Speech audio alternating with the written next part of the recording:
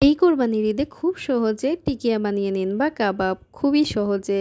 আমার শাশুড়ি মায়ের হাতের এই রেসিপিটা আপনারা একবার ট্রাই করলে বারবার ট্রাই করবেন। এখানে 250 গ্রাম বুটের ডাল 4 ঘন্টা মতো ভিজিয়ে রাখা হয়েছে। এই রেসিপিটা আমি ঈদের দিনই ট্রাই করছি, তো আপনাদের সাথে শেয়ার করছি। খুবই সহজ আর এটা কিন্তু খেতে অনেক বেশি টেস্টি হয়। একবার হলেও বাসায় অবশ্যই ট্রাই করবেন।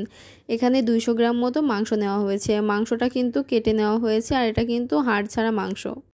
ছোট ছোট পিস করে কেটে নেওয়া হয়েছে। এবার এটা সিদ্ধ করে নেব।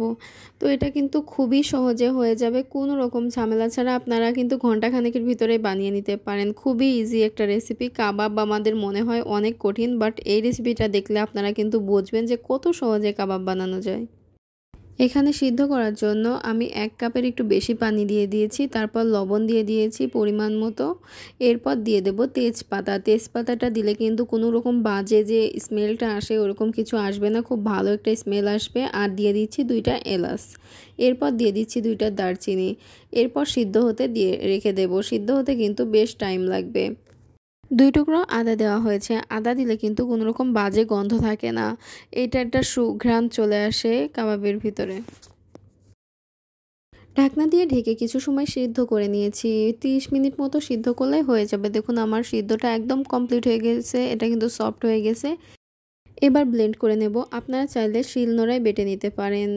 আজকের এই রেসিপিটা আপনাদের কেমন লেগেছে অবশ্যই কমেন্ট করে জানাবেন। ভালো লাগলে একটা লাইক করবেন আর চ্যানেলটাকে যদি এখনও সাবস্ক্রাইব না করে থাকেন অবশ্যই সাবস্ক্রাইব করে পাশে থাকা বেল আইকনটি অন করে দেবেন, যেন পরবর্তী ভিডিওগুলো আপনারা সবার আগে পেয়ে যান। এবার 2 চামচ মতো টোস্টের গুঁড়া দিয়ে দিচ্ছি। টোস্টের গুঁড়াটা দিয়ে দিলে কিন্তু খুব ভালো একটা থিকনেস আসে।